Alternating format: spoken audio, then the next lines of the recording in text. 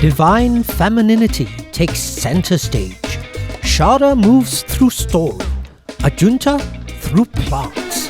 In sync, we plate up Hakka Thunder Tea Rice, stirring healing, wholeness, and how to flow in the Lion City. This is HOTPLATE SG60.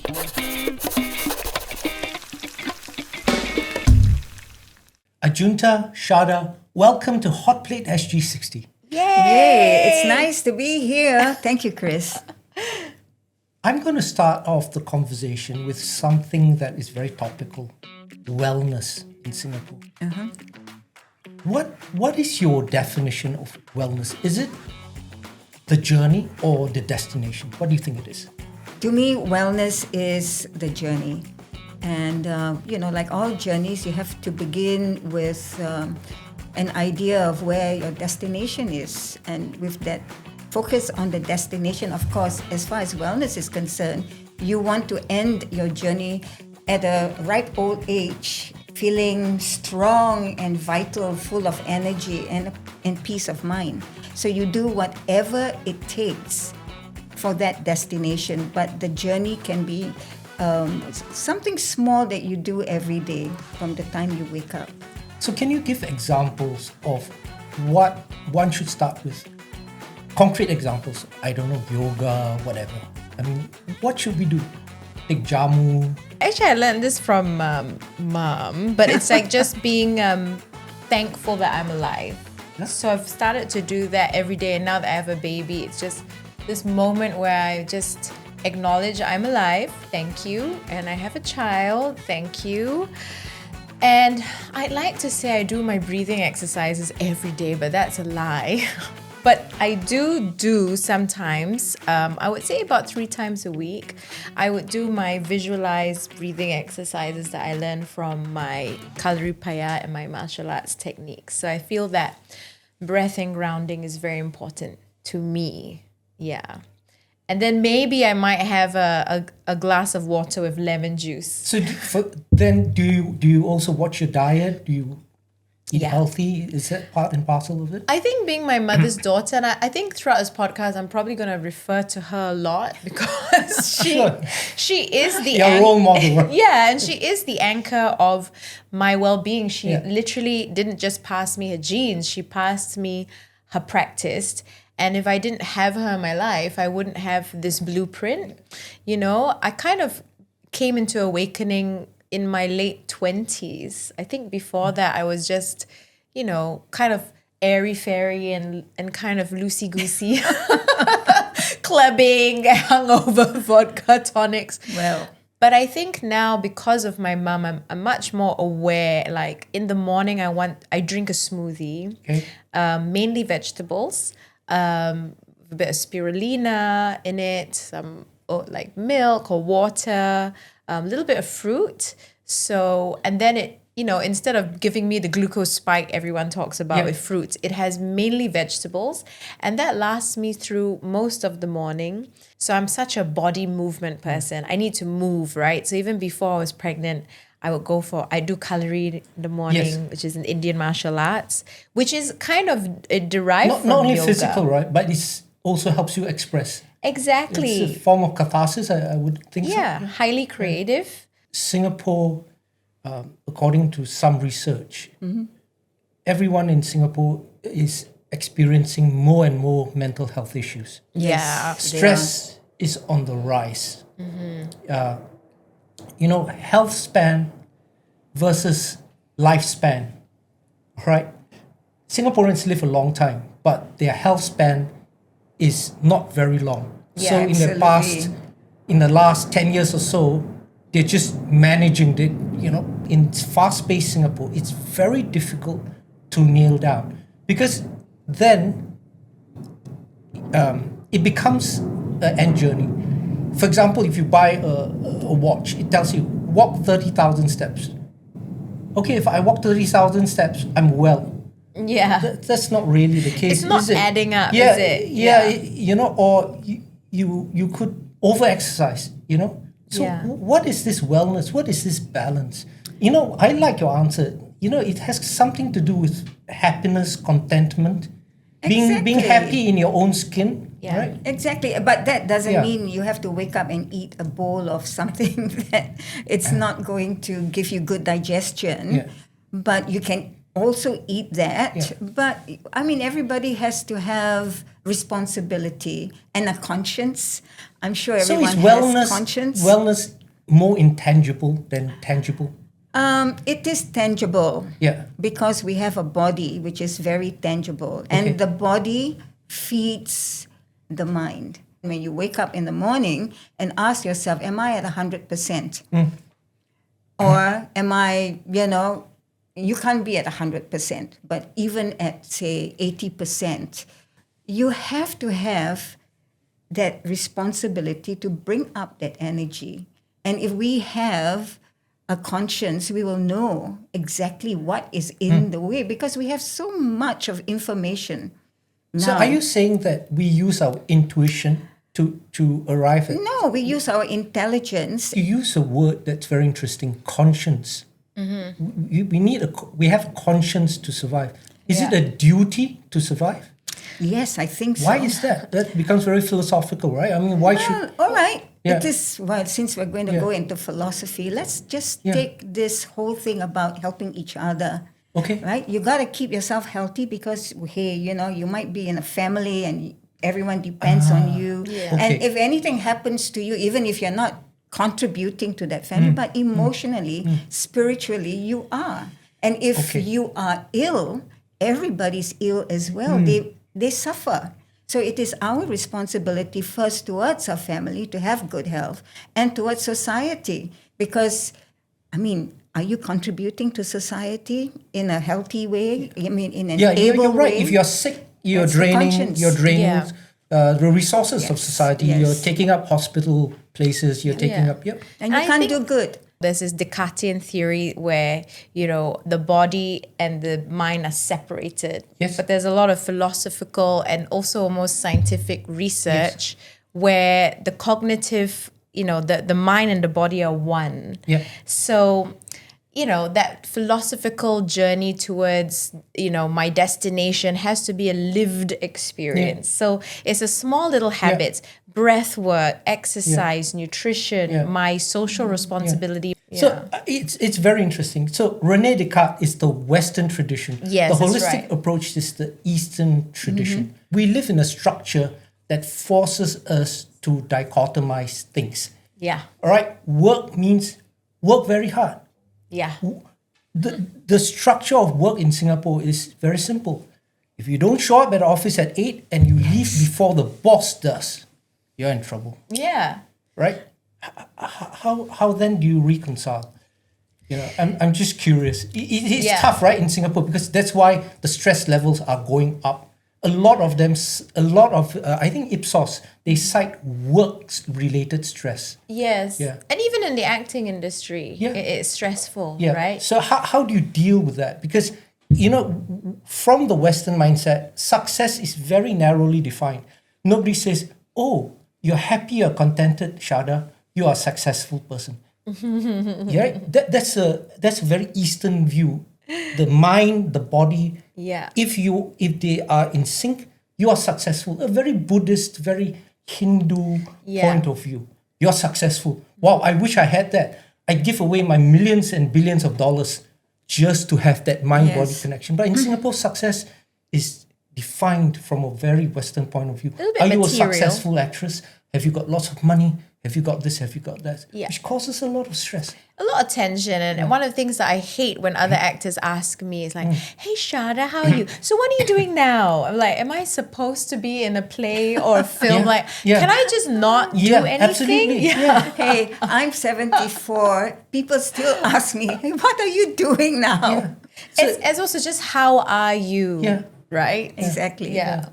No, I agree with that. It's very hard to not be bombarded with this kind of issues, and that makes you feel very guilty because we are searching, we are looking for that equilibrium of life. I mean, we are all spiritual beings, right? I'm going to go in there. Sure, please. Because I think when we bow down to the money god or the materialism that is in this world, and we don't bow down to our spiritual, we don't collaborate with our spiritual growth, then we're going to have this kind of friction where the guilt comes in, because who do you subscribe to? You know, we want to have both on board. I think the best thing to do is first to look at ourselves and just get rid of the ego.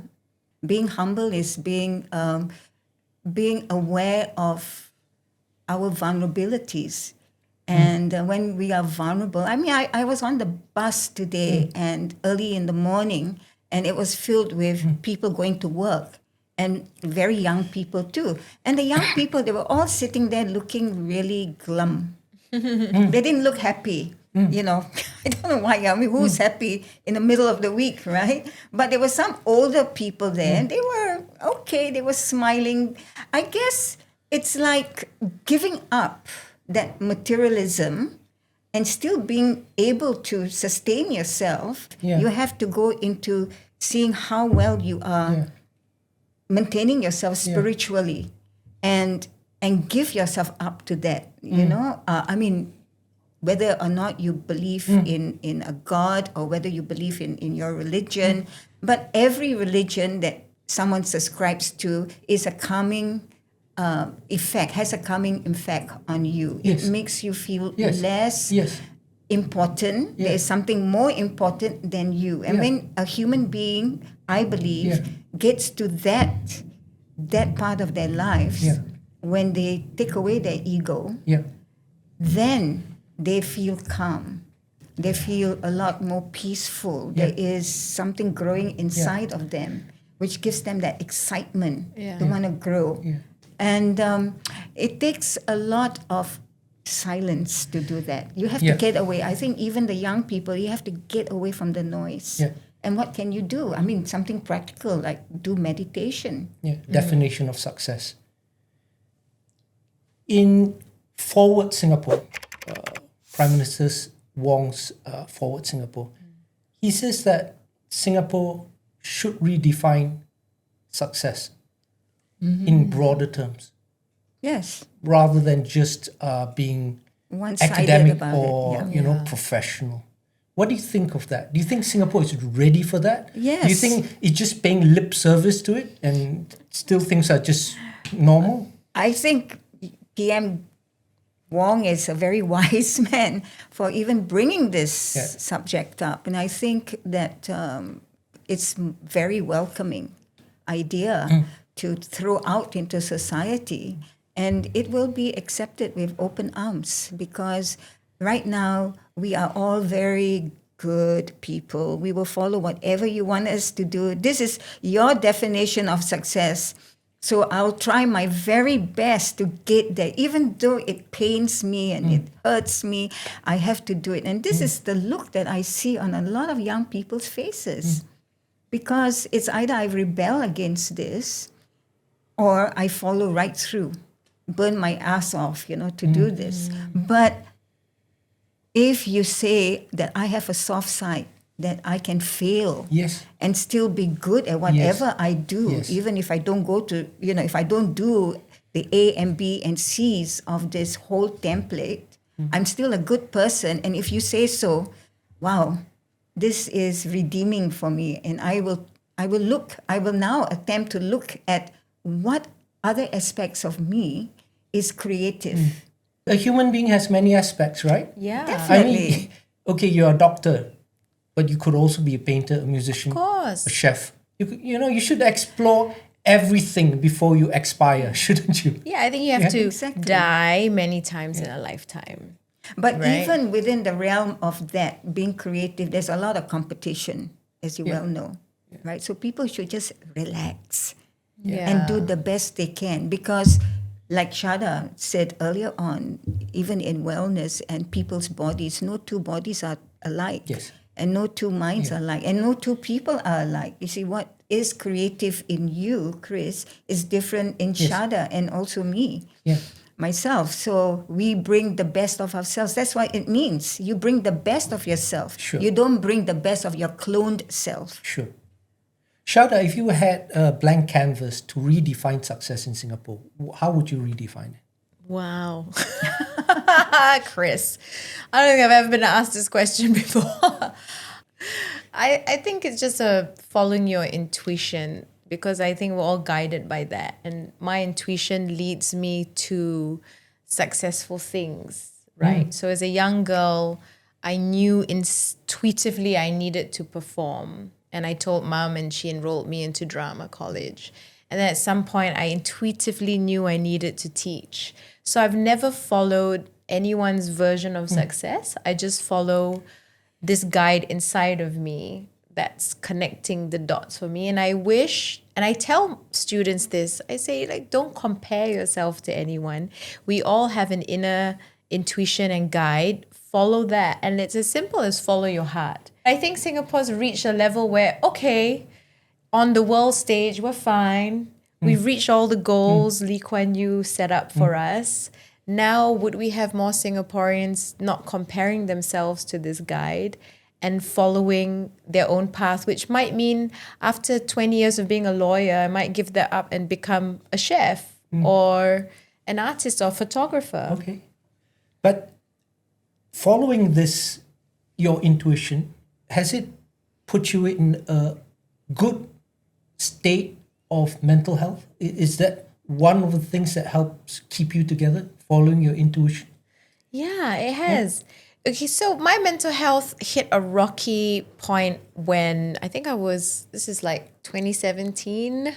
And I think that was a lot of me trying to follow a guide. I need to get married. I'm past 30. I need to have babies. I need to be the best actor. I need to be the lead of a show. And there were all these like, I want, because I'm at this age, and 32-year-old successful is this, and I'm so far away from that.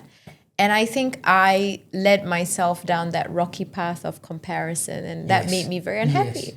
A 32-year-old does not need to be married. 40-year-olds don't need to be. It's okay if you don't have children. So I think we live in a generation now I'm quite proud of Gen Z, because I think that they bash up a lot of the stereotypes. I do, even in terms of gender, I think they have taken every stereotype of success and they've just bashed it up. And I think that has affected areas of racism, gender. You're right. Yeah. Professional society. Success. Yeah. And I'm proud of them. I think that each generation held their own for Generation Z to then go, all right. But it's still weird to me that their mental health rate and the rate of suicide is still very high. It is. The younger generation is the highest for, poor mental health and high rates of suicide. You raised a good point. Why do you think this is so? Is it because of, the older generation, we were taught to block out many things. Just don't think about it. Yeah, don't let your neighbors know. So you don't ponder too much on things that, and when you're very focused, like your dad says, hey, go and become a top banker and make lots of money. So your mind just switches to that, and you're thinking about all that all the time, and you're thinking about the next Rolex and the next Patek Philippe, and your mental health is never affected because I'm pretty happy I got my Patek, Yeah. Is that why? The older generation is just more obtuse and a bit dumb, and the younger generation is like pondering more philosophical on Ignorance is bliss, right? Yes, it is. Well, I think it's confusion. Yeah. Confusion does make people very vulnerable, as I earlier on mentioned. But it's also this Gen Z or whichever generation, everybody worries about how they appear to other people. We live on the internet. I think everyone now lives on the Yes, internet. and I feel this compulsive thing. I haven't posted that much on my socials. What would people are wondering where I am, and they do it. Say, where have you been? Yeah. But it's a matter of it's now de rigueur, meaning it's part of our lives right now. Yeah. Social media, so accept it. So the next step for Gen Z is not to be so confused about what's real and what's not real. because a lot of what is on the internet is not real. And even the information that you're getting right now, even on health issues and wellness, is a little bit over the top. This ability not to survive, not to have survival instincts in this very cruel world of social media and the internet, this is where people falter. And this is where you get mental illness, mental problems, and even suicide. Like Sharda is a young mother right now. Her way of of looking after her child right now is to teach them survival tactics of how to survive in this modern world of technology. I think that is very important because there is the real world and there's the unreal world. And when the two come together, that's where the confusion sets in. And from the physical, the emotional, and the spiritual, you have to survive all these platforms with pomp, with vitality, with intelligence. Both of you are very open to your different stages of evolution, and you open up. You are being vulnerable. I see it in both your posts, right, on Facebook and all that. How do you do that, and why do you do that? Why,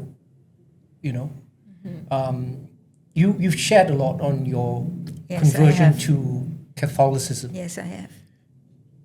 It's beautiful, but why do you do it? Because it's not easy to be vulnerable and to show. Well, one of my pet peeves is, I can sit down at a table with a lot of my friends who are about my age or younger. I'm always the older one.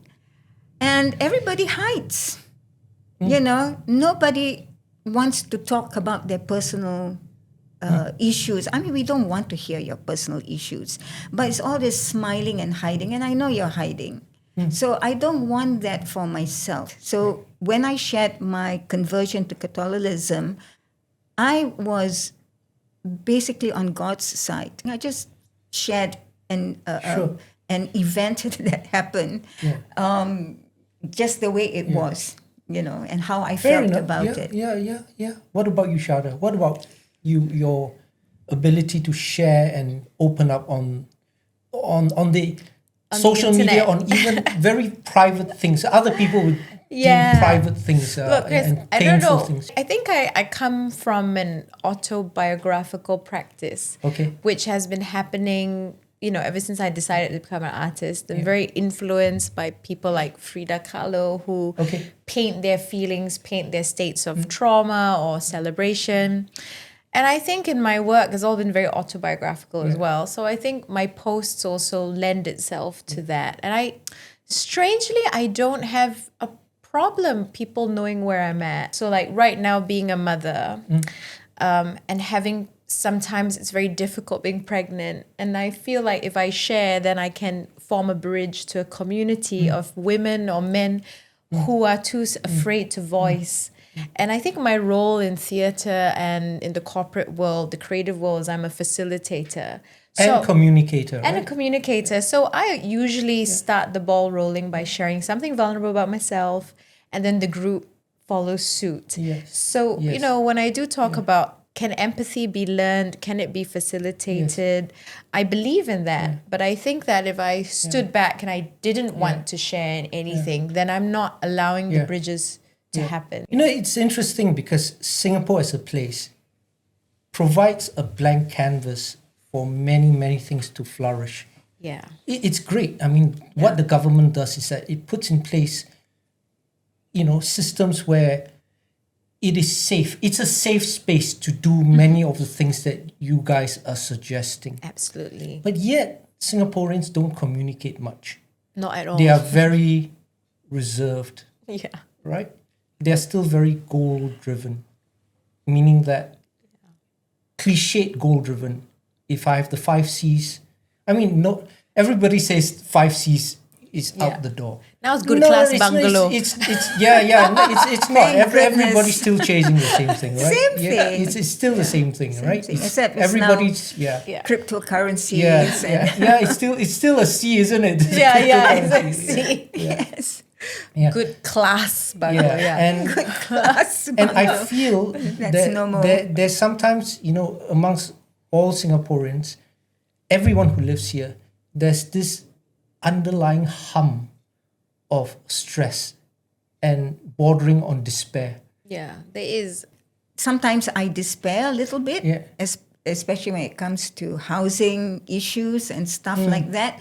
But, I have faith. And I believe that things may not be perfect, but they'll be all right. I Yes. will survive. Yes. But how many people will have that same kind of demeanor as I have? It's a tough country to live in.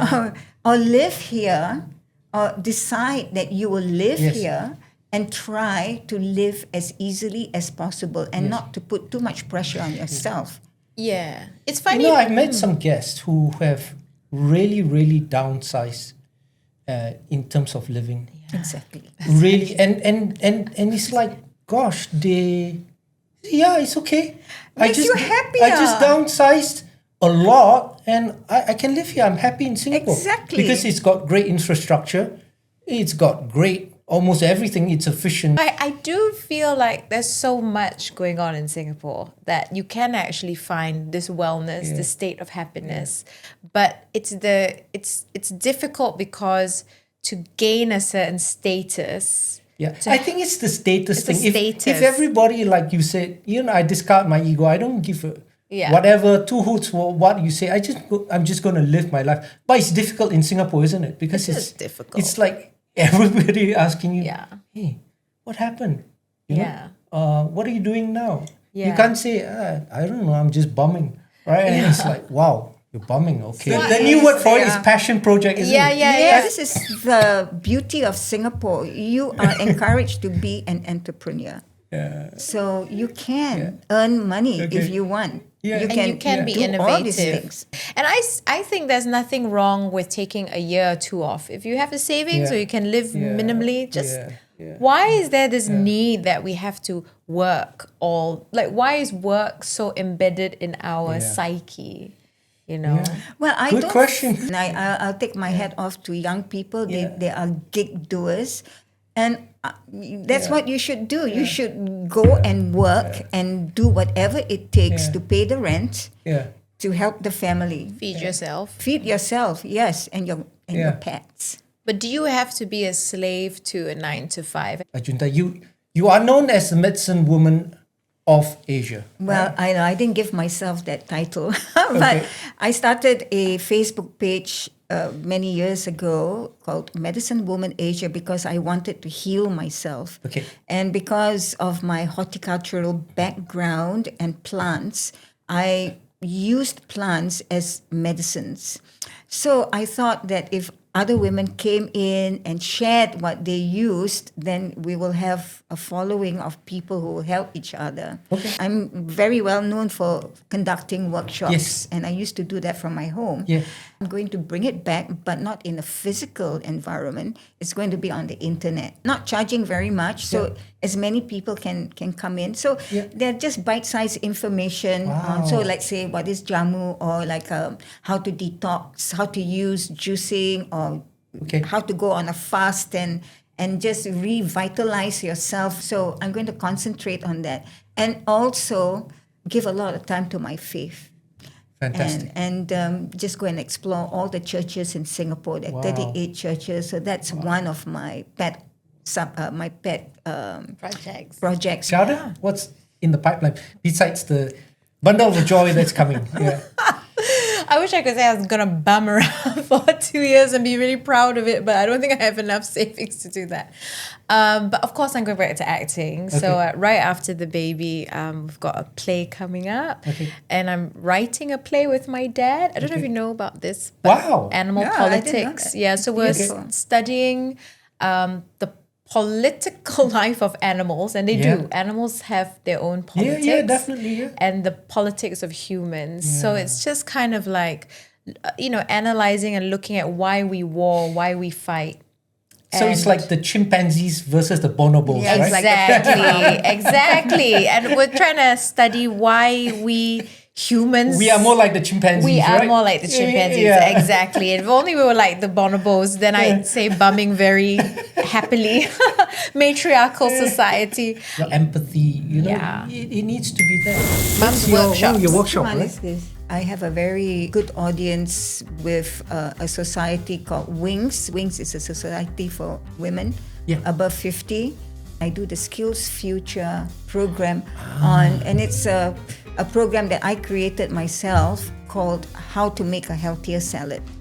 It's my very humble way to help people to include some raw food into their cooked food regimen, to help them have more enzymes in their food so that it be digested. This is Mum and I and Hayat, Hayat. It's a Malay Hayat. word, right? It's an Arabic word. Arabic word. It but means in life. fact, yeah, correct. It means In life. Malay, it means life as well. Yes, yeah. One's Hayat. life journey. Hayat, Yes. Yeah. And it was actually a play about death, but life and Yes. death. And that's Mum in the bathtub there. And I'm pushing around. Yeah, this is the poster. Wow, it's a gorgeous. This is Mum's workshops this is in our old when house. I had small workshops. These were workshops on orders. So this was my Facebook page for Medicine Woman Asia. Wow. And these were all women that I knew in Bali. They were close friends. Okay. Really strong women. And this is yours. ulam. This was a salad that we made together with the Sisters of the Good Shepherd. People, places, and things. I was playing a drug addict. It was the most difficult show I'd ever had to do, and I think I almost lost my mind. But it wasn't just about being addicted to drugs. It was about being addicted to success and the validation actors need. Me just walking through. Me just having a great time. So I actually live. My father lives in Bali. This was a shoot we did for that bag. She's always My selling social things. media. I was helping people sell things. I'm just endorsing capitalism. This is you dancing, right? Yes, and this is me using elements of Kalari Payat in the contemporary movement forms that I do for theatre. Yeah. And This is my most recent show publicly that we did for the Necessary Stage. Believe it or not, I was a tiger and a bartender at the same time. This has nothing to do with that story from Raffles Hotel, right? Where they shot a tiger in I the am bar. that tiger that got shot under the bar. Yeah. Right. So this was a play about a lot of things. Kuan Yin was in here, an aging Japanese man. So we had a lot of themes that bring Singapore together, but also looking at this, isolated universe that addresses genocide. Where's Singapore going with AI? I think we've run out of time and we've got to go and cook in the kitchen. Let's cook. That was a wonderful conversation. It Really was. enjoyed it. I feel closer to you now after having that conversation. Yes. See what Me too. conversations do? Empathy is created. You know what I'm making for you guys today? Vegetarian. Vegetarian? Yum. No. Vegetarian something. A kind of smoothie. Yeah, it's vegetarian something. Hakka Lei. Oh my god! I should have guessed. I would never have known. I don't even know what that is. You know what? I'm Hakka. My favorite. You're Hakka. I don't know what that is because this is so Cha is tea. but it's so atypical of the Hakka cuisine I grew up on, and that's historically linked to the fact that we grew up in very tough terrain. Yeah. And the fatty pork will give you a nice boost of energy. The wine would cold, keep you, right? and ginger would keep you. You grew up on the hills, right? The Hakka on the men hills. and women. Yeah. Okay, let's start. So now we're gonna make the actual cha or the tea for it, right? So we've got Thai basil leaves here. Yeah. Just want to zing it from the basil. And we've got Mint. mint, but not all, maybe about half, otherwise it'll be overpowering. Okay. Yeah. Oh, okay. Mint is Like a bit, this? Beautiful. I think half, yeah. Coriander, Coriander. and all Half all? coriander. Yeah. Now, we've got the, okay, guess what this is? I'm so bad at all of this. It's a It's a tea? Yeah, you're right, it's green tea, yeah, it's green tea, yeah. So this is where the cha comes in, this is the tea. Ah. This is mugwort. So Harry Potter, Yes. Harry Potter mugwort, okay? Right. This is the one that gives it its medicinal Absolutely. Yeah. smell, right? We've got Cashew. cashews, we've got some peanuts Peanuts. to give it some thickness. Non-salted. Yeah. But There's we do have to salt it. Himalayan pink salt. Yeah. Just Just like a chef. agak-agak. Right? Just agak-agak. Cold delicious. water. I can already taste that Yeah. dressing, the soup, Oh my gosh. I wish I'm writing this the down. tea. Hakka Lei cha. Lei means to grind. Once done by stone, now by blender. It echoes like thunder in Mandarin, but this storm of herbs and plant power is the perfect calm for my vegetarian guests. Oh, First gorgeous. taste test and Thank tell me. you. I know it's still got to be I'm so diluted. excited about Yeah, green. you try. Does it have to be? Diluted. It tastes like it does have to be But diluted. has it got to be cooked? No. No, just put in. You mix it down with hot water, Yeah. and then you pour it on your Oh, rice. so good. Very good. We get excited about green things. Okay, so that's the sauce done. Now I've got to fry one of the veggies that goes along with that. The I've Indian been relationship. Hakka for a long time, and this is the first time I'm eating it. I'm so proud of you. Yeah. Well done. We're taking Chris out of his usual element. Is that garlic?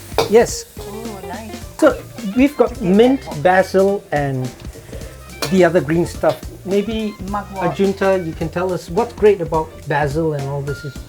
What are the Well, benefits? okay, basil Oh. is always one of my favorite herbs because historically Yeah. it's got a long, long history and culture of healing with the Greeks, Yeah. the Romans, and of course in East Asia, Yeah. basil, the holy basil used by for temple worship, Yeah. etc. So the value, the healing value of basil is very high because the Greeks called one of their gods after basil as well. I forget the name of Is it that god. Basilica? Yeah, could be, but basilica is also the Greek botanical name for Latin botanical name for basil. And because of its great healing powers, that's why the Hindus use it, for Krishna, I believe. Yep. Interesting. And on that physical level, it's very good for digestion. It also helps to calm down the nerves Yep. and helps to tame. Helps to regulate the hormones. Okay. All right. We are ready to eat. That's Oh, Yeah, that's Seriously? it. Yeah. So, Ajuntha, you really have to teach me how to eat this. I've never eaten this before. So I'm gonna put out the rice. Okay. Yeah, yes, first mine's is rice. It's always a good thing just to do gonna. first. I need to put that into the. Brought by Hakka migrants, Lei cha is rooted in tradition, now embraced at Singapore's multicultural table. Once a remedy, now a shared bowl of heritage. Lovely. So this is I love condiments. unpolished- Try this. unpolished red rice. Let me do my beautification. We're aiming for beauty here. Long beans, tofu, peer pressure. Welcome to the Lei cha plating Olympics. All right. Okay, let's have a little competition. I'm just gonna make mine. Okay. A Did bit of someone sesame say seeds. competition? Yeah, let's see who's makes the most beautiful lecha. Okay. Okay. I'm insecure. I feel like I'm gonna lose Alright. already. This is Some yeah. cabbage. Wanna Okay, use some I'll of do that? this. Yeah, some. Now, Chris, you're putting a lot of pressure on me. Who makes the prettiest lecha? It's definitely not gonna be me. I don't know if I've ever seen pretty thunder tea rice. Yes. Mixed they up. Look at are the internet. They're all usually- made very They look very nice. gorgeous. Yeah. I'll have some of that. Spoke too soon. This is the tau kwa. This is Okay. This is chaipo. Thank this Is, you. yeah. Among the three salted, of you, salted daikon. I spend the least amount of time in the kitchen. This is why. No, but you can decorate. Yeah. There you go. Here, Chris, do you have some? I have that, but I can just put it back. And you have to pass Yeah, me here the you go. nice green because green is the cutting edge of Yeah. beauty here on this plate. This is this one is kiam chai. Okay. Which is a pickle. Yeah. You have some greens? Or pass me those long beans. Thank you, Sharda. It's right in front of you. Oh, that looks nice. Yeah. It's nice as yours, Chris. because- Well, Not just like some mine people- lah. Yours is, yours is interesting. yeah. Yeah, you know, Yours All looks the like little chai heart peng. there. Chai peng. I do know what chai peng is. all right, you two, enough. I am ready to Okay, eat. how much water goes in? Oh, to your liking. To your Oh, liking, yeah. I okay. would assume to your liking. Okay, so this is hot. So Okay. Sharda, if you could. Yeah. This tea is And then you pour the scrumptious. soup into your rice, or is it again to your Yeah. liking? What do you do? I just Well, you- pour the soup in the rice Some people sometimes. pour the entire bowl into the Really? rice, Yeah, but I that's what find I that too much. Yeah. I like to just put a little bit. I'll pour for you. Thank you. Okay. And be It's brave beautiful. and have a sip. No, of course it tastes nice. I It don't was know, very I mean, strong. when I see things that are very, very green, I get a bit worried. Alright, just pour some onto the rice. Very good. Yeah. Oh. Okay, are we ready to Yeah. Toss it up. Toss it up? We're not supposed to mix it up, right? Well, you It's gonna can. be like nasi goreng. No, you can mix it up. From Then from or lecha to chai peng to nasi, nasi goreng, goreng. right? Okay, so this, yeah, I'll make mine nasi goreng. yeah. There you go. Then we'll Nasi have the goreng combination of all the tastes. All that effort and the beauty only to mix it all up. Ah.